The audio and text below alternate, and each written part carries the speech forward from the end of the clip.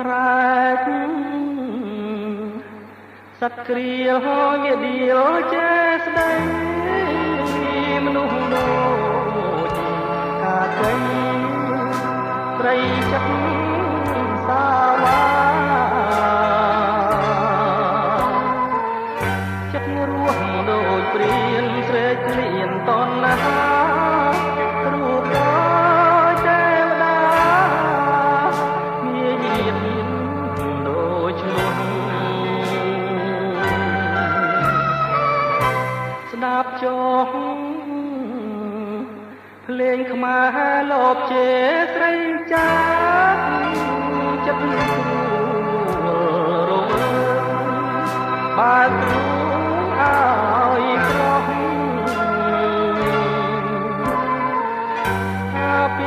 ពីគ្រាន់តែបដូរឈ្មោះក្បត់ចិត្តដែលស្មោះខ្លះឆ្ងាញ់រង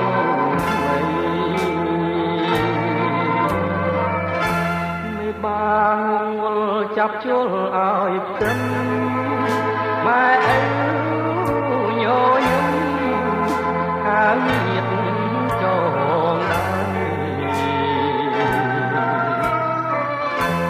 មហាពលស្រាលោឡាឲ្យចេញទិញប្រោះប្តីមីស័យនំណាច់ខ្លួនអស់ក្រមុំតែខំកលៃតែព្រមម្ចាស់បោកប្តីខ្វាំងខ្លា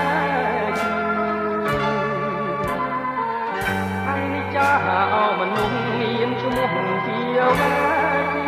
បនសាំងល្អពេកលួចស្នេហ៍